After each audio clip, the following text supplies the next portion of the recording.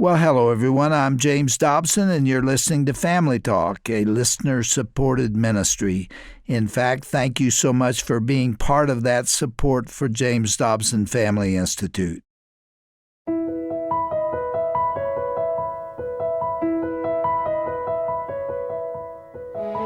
There are so many negative influences that can have a damaging impact on the lives of our children and grandchildren. But there are also positive influences that can serve as a counterweight of sorts to this negativity. Joining us once again here on the Family Talk broadcast is a woman who has plenty of that kind of encouragement to spare. Welcome to Family Talk with your host, psychologist and best-selling author, Dr. James Dobson. I'm Roger Marsh, and we're about to hear part 2 of Dr. Dobson's informative and inspiring conversation with author Rebecca Hagelin. They're discussing principles she outlines in her book called 30 Ways in 30 Days to Save Your Family. If you're a parent or a grandparent, this resource is a must for your home. We'll have complete details on how you can obtain a copy at the close of today's program. Here now are Dr. James Dobson and author Rebecca Hagelin with the conclusion of their conversation about protecting your child in a dark culture on this edition of Family Talk. There are so many things that are vying for our children's attention, and in some cases, it's an attack on their very souls. That might sound a little alarmist, but it's true, and parents do need to be informed. Rebecca, I'm so glad you came to be with us again, and as a place to start our conversation, I would like to talk to you about what you wrote about in Chapter 4 in your book. You may not even remember the numbering, but that's the chapter where you talked about how marketers directly target children. And you start with this challenge, quote, "Today's kids are the most marketed to generation in history. They spend an estimated $200 billion a year of their own money, so they're very profitable targets for exploitation and manipulation. As it says here, you can see why marketers compete like never before for the attention of these sophomoric spenders." And then you go on from there and you talk about MTV and what it's doing. Just talk a little bit with us today about what you're trying to say here, because I think every parent ought to understand it.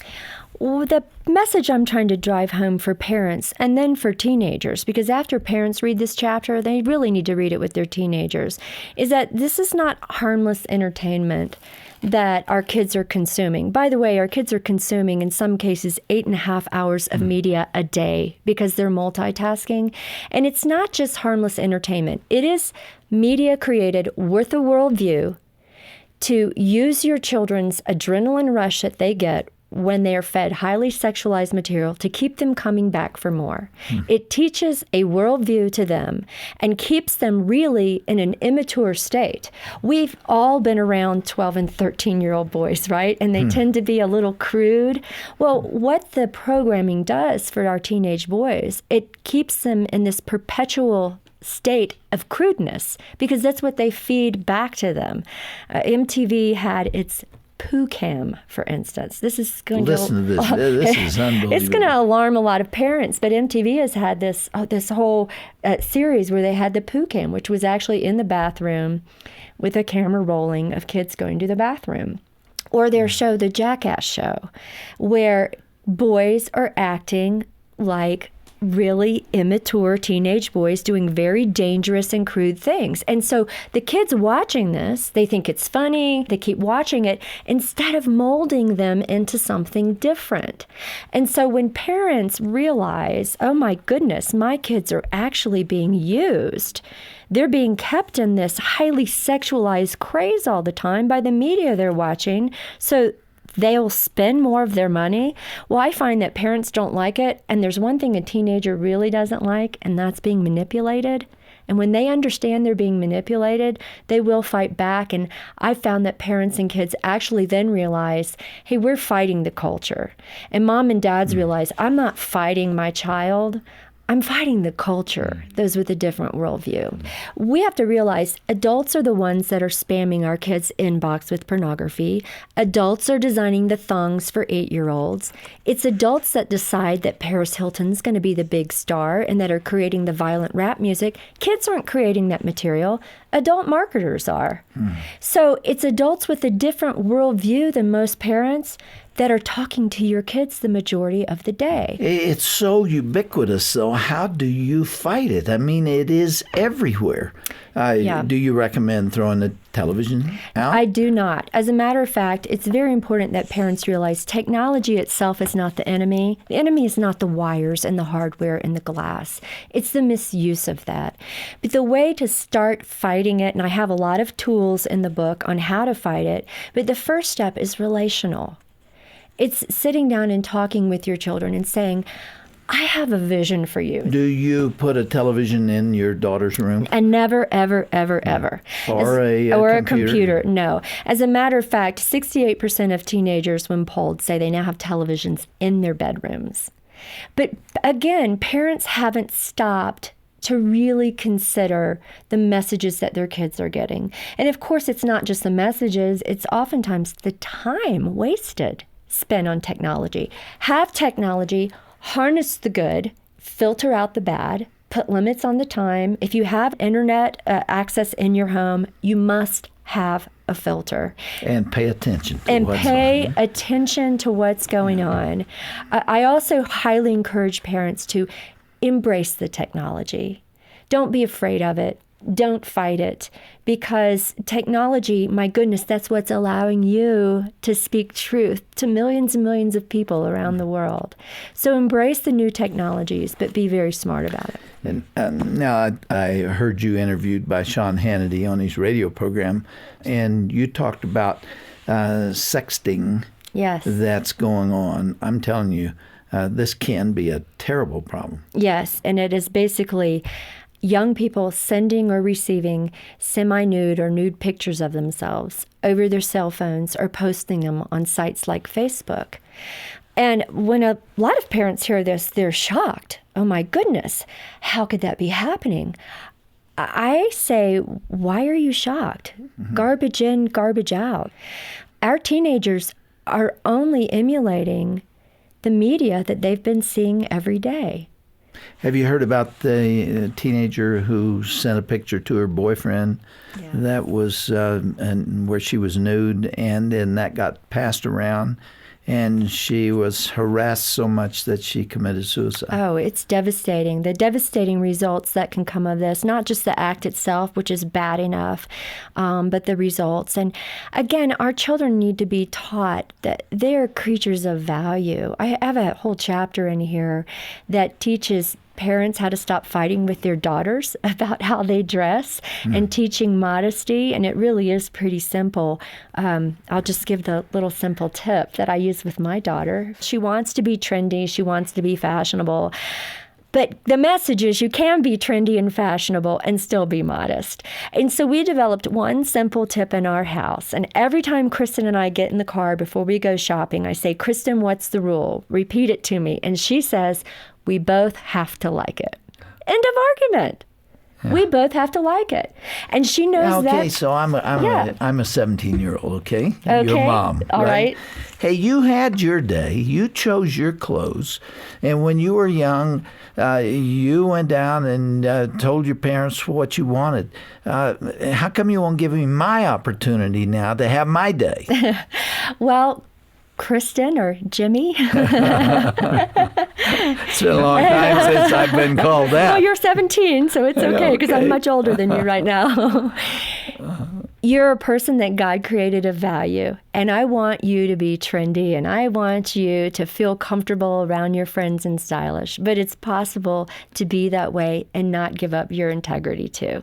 So I promise you, before we go home today, and if we don't find it today, we'll go out tomorrow. We'll find something that you like that I also feel reflects and protects your dignity. Okay, let's be specific. It's prom time, and you take your daughter down to get a gown. Right. Or a dress or whatever you call it. And there's not a lot out there that's modest. There's not. I mean, you can hardly find something that has clothing on the shoulders. Right. What do you do? Well, you keep looking. And that's the message that I give in the book, is I will not get too tired or too frustrated to, at the end of the day, throw in the towel and throw my values aside. Sometimes you come home empty-handed, but I'm not going to let the other side win. My daughter's that important. So we'll go out again tomorrow until we find something that we both like. See, it's not always easy for us to do our job as parents in this culture, but it's always right to do our job. One thing is sure, if you pour every resource into a career, you will not have time to do what you're talking about now. Right. You have got to leave something of your time and energy for your youngster. Now, you played this out in your own life. You're stepping down from your position at Heritage Foundation. That was a vice presidential position, and one that had a lot of prestige associated with it. How hard was it for you to do what we're talking about?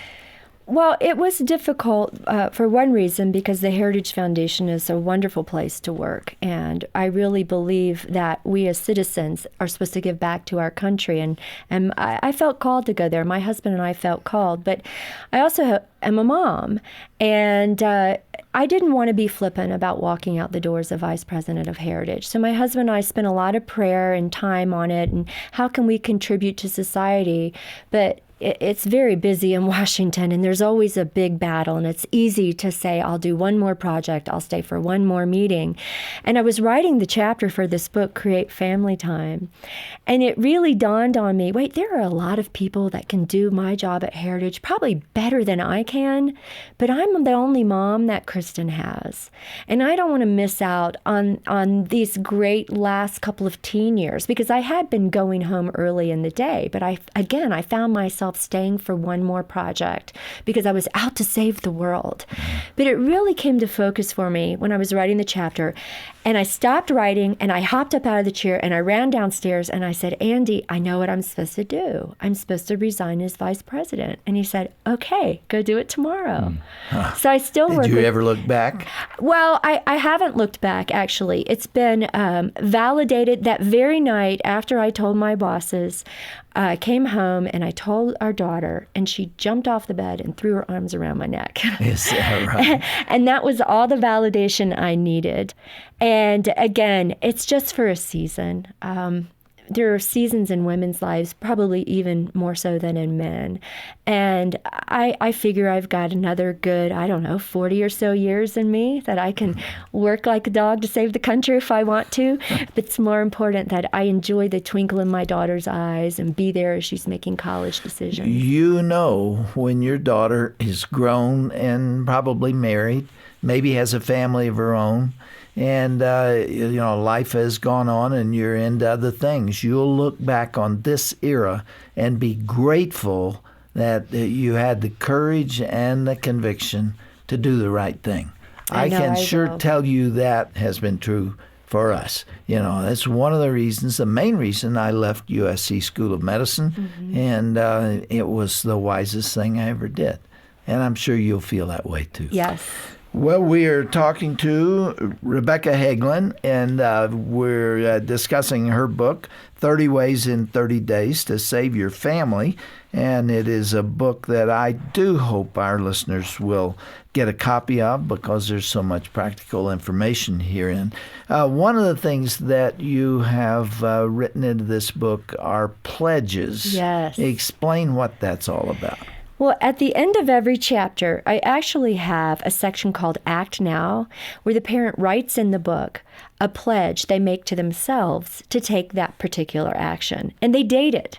So they're holding themselves accountable for taking the action step to solve the problem. So it's not just good information that they reflect on and put on the shelf, but they actually take action on that day. And if I may, I might read a sample one for you. This is the one that goes to commit to the daily battle. There's a place for a date, and it says, "Today I pledge that every day from now on, I will fight for my children and their futures. I will not back down. I will not grow so weary that I give up. up. And I will remember that above all else. My goal is to show my children that I love them enough to dare to challenge the status quo. Mm-hmm. And the parent signs their name. Rebecca, I've said several times that there's a lot of practical stuff in this book. And the one that jumps out at me is an area where I'm sure you are an expert, having to do with what teenagers like. They love to eat. If Yes. you want them at your house, provide food, and you will have them there. And you'll have your friends' friends, and Yes, you everybody will. from the neighborhood. Yes. You do actually do that. Right. I have a chapter called Make Your Home Inviting, Warm, and Fun. And it should be the goal of every parent listening to make their home the place that the kids want to hang out. My husband and I decided many years ago that a substantial part of our monthly income would go toward feeding the masses. And that's what we do. When they were little, we had popsicles. We called our house the Popsicle House. And in the hot summer days, every little kid in the neighborhood knew they could go to the Hagelin's house and get a cold icy pop.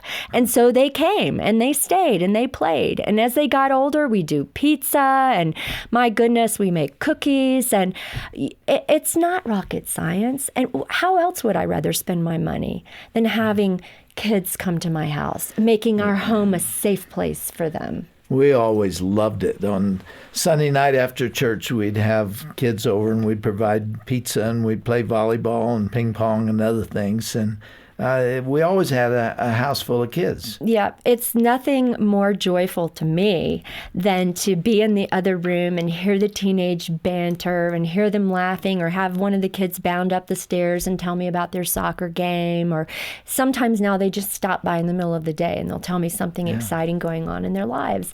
And the message here for everybody listening is you can be that kind of adult for all the kids in your life too. And maybe you're the grandparent, or maybe you're an aunt and uncle, or a single adult. We all have children that cross our path at some time in our lives. And they need us. And they need us. They're desperate for affirmation and for love and for somebody to look them in the eye and tell them they're a person of value who shows interest in them. And then just knowing your kids' friends and knowing that they know that you're somebody that's interested in them as human beings is very valuable. You talk in the book about the social networking sites. Yes. Explain what that's all about. Well, that for parents, in short-term language here for parents, would be Facebook or other social networking sites like that. And they're very much a part of our children's lives. There's nothing wrong with them per se, but again, it's how they might be used or abused. Over 50% of the kids who go in chat rooms, for instance, say they've given out personal information, like their address or where they go to school or their schedule. We need to teach our children that the internet is often a place where people are lurking and preying on children's vulnerabilities. So there's safety concerns there. There are also morality concerns. Again, my daughter has a Facebook, but guess who's got the password? That would be me. And I don't sneak around behind her back and check it out. Every so often I say, hey, Kristen, let's look at your Facebook. Because her character and integrity is up for grabs too if other people are posting bad language on her site. So we'll go through every so often and we'll talk about what might have been put on there by somebody else. Have you seen that MSNBC program, cable television, that was done where they had a woman who sounded like she was about 14, and they make her available to possible predators who would then come over to the house, and of course NBC would be there with the cameras and would capture that. That's very disturbing programming because it revealed just how easy it is to have a youngster fall into a trap with one of these predators. That's right. And we have to teach our children how to be safe online. That is very important for parents to understand. Do I remember a percentage that you gave of youngsters who stumble into pornographic sites? Oh, my goodness. 90%. 90%. 90% of kids who go online will view pornography. Many of them while just doing their homework. That's 9 out of 10. That's why you have to have a filter on your internet. Parents today need to download a filter, and the pornography is blocked from coming into your home. Do you talk in the book about how they can find that information? Absolutely. I give resources, teaching how you can keep your kids recognizing when they might get a shady email from someone. This is not a one-time shot to read a book and put it on the shelf. It's changing the paradigm, deliberately parenting every single day. Have you parented today? Have you practiced deliberate parenting? And it also alerts them to new trends when parents may not be aware of what their kids are already aware of, to let them know, hey, this is something that you need to perk up and listen to, and how to fight back. Rebecca, you're really onto something here. This is a book of resources, ideas, solutions, sometimes the problems, and then what parents can do about it. That's right. It's the practical how-to, because one of the things I found when I talk about the culture is parents were raising their hands. I need help. Yeah. I want help. And so I said, well, why not spend a few years coming up with a great resource tool to help them? Now, you and your husband are deeply committed Christians, Yes. and everything you do is from that perspective. But you're hearing from young moms who are not into the Christian faith. That's right. and are asking the same questions. I actually wrote 30 Ways in 30 Days to Save Your Family, and I had the mental picture of my former next-door neighbor in mind. She wasn't a Christian and she wasn't a conservative, but she had a baby, and then she started knocking on my door. I don't feel right about going back to work right away, but my friends tell me I need to. All of a sudden, I saw this TV show for the first time. I don't want my child watching that. What do I do about X? In other words, God had put inside of her the desire to protect her child, but the culture was chipping away at it. And so she came looking for help and validation. And my heart really is, and I can get really emotional when I talk about this, because I feel like my entire life God has brought me to this point. I want to help moms and dads lead their kids to Christ. And I think God put inside of moms and dads this need to nurture our children because it is God-given and it leads us to Him for help. So I've written the book with that in mind, and that's the prayer of my heart. Well, that's a divine mission because there's so many people out there that need this information and have no idea where to go, where to turn. Because many of the resource books for parents have a lot of values that we would certainly disagree with and that I think are harmful. But this is one you can trust. And thank you for writing it, Rebecca Hagelin. And this book is entitled 30 Ways in 30 Days to Save Your Family. Rebecca, thanks for flying all across country to be with us. Well, it's a real honor to come out here and be with you. Thank you so much for your heart and your leadership all these years. Keep writing. Thank you. Okay.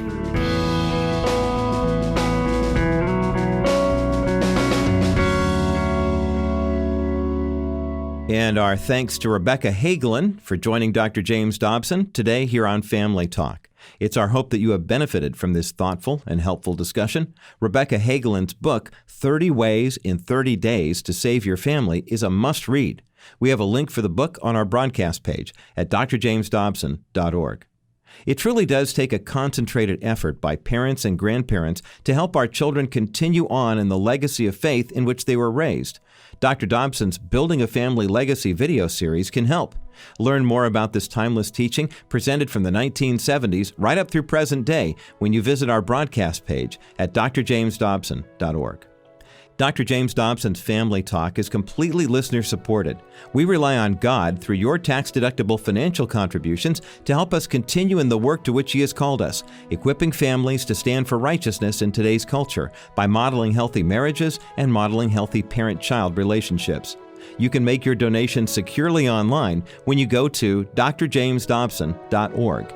You can make your contribution over the phone when you call toll-free, 877-732-6825. Be sure to join us again next time for another edition of Dr. James Dobson's Family Talk. I'm Roger Marsh. Thanks for listening. This has been a presentation of the Dr. James Dobson Family Institute. Hi, everyone. This is Dr. Tim Clinton here for Dr. James Dobson's Family Talk. You know, the news comes in all kinds of shapes, sizes, and formats these days. But how do you cut through the noise and get to the heart of the matters that affect your family? Come to Dr. James Dobson's Family Talk and sign up for Dr. Dobson's monthly newsletter. You'll find clarity on tough issues, encouragement for your everyday life, and trusted principles to help you build strong, healthy, connected families. Go to drjamesdobson.org. Sign up today. That's drjamesdobson.org.